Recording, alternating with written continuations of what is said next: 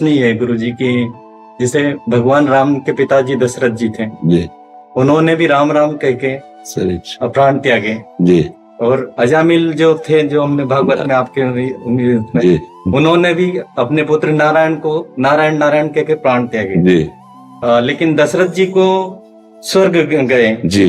और अजामिल को सीधे बैकुंठ गए। हाँ, इसमें बात ये देखनी है कि दशरथ जी महाराज भगवान की लीला देखने के लिए जो अंतिम इच्छा होती है उसे भगवान जानते हैं, आप तो जानते नहीं ना। मुख से तो राम राम निकल रहा है, पर हृदय से लाडले राम की लीला देखनी है। अब अगर वो परम धाम चले गए तो लीला देख नहीं पाएंगे, तो इसलिए स्वर्ग में उनकी बहुत उत्तम व्यवस्था हुई और वहीं से देख रहे हैं। और जब राम जी ने रावण को मारा तब दशरथ जी आए थे ना। हाँ, अपने पुत्र रूप में उनको पता है कौन है। जेवी दासी ने कहा कि कौशल्या जी ने एक इंद्र नीलमणि जैसे बालक को प्रकट किया है, तो दशरथ जी के आंसू चल पड़े और कहा, जाकर नाम सुनत शुभ होई, मोरे गृह आवा प्रभु सोई, परमानंद पूरी मन राजा, कहाँ बुलाई बजावहु बाजा।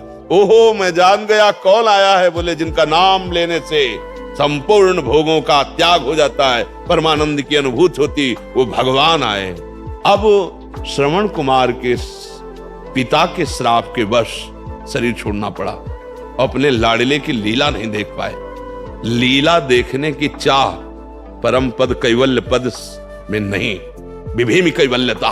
मुझे भय लगता है ऐसे परम पद से जो हमारे भगवान की लीला से दूर कर दे। इसलिए स्वर्ग में उत्तम व्यवस्था करके महाराज को पूरी लीला दिखाई गई। और जब रावण वध हो गया तो आए और भगवान का जो आशीर्वाद दिया, भगवान का जो वास्तविक भगवत स्वरूप, उसका दर्शन किया, उसी समय परम पद को प्राप्त हो गए। ध्यान रखना, उसी क्षण परम पद को प्राप्त हो गए।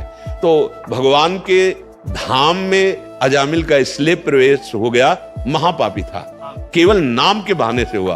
उसको लीला के दर्शन की आकांक्षा नहीं थी, वो जानते नहीं था परम पद क्या है। लेकिन दशरथ जी को पता था कि मेरे यहाँ परम पद स्वयं अवतरित हुआ है, अब मैं इसकी लीला का स्वाद लूंगा, लीला का रसास्वादन। इसलिए वहां सुरपति के यहाँ विशेष व्यवस्था से रहे और भगवान की लीला का रसास्वादन किया।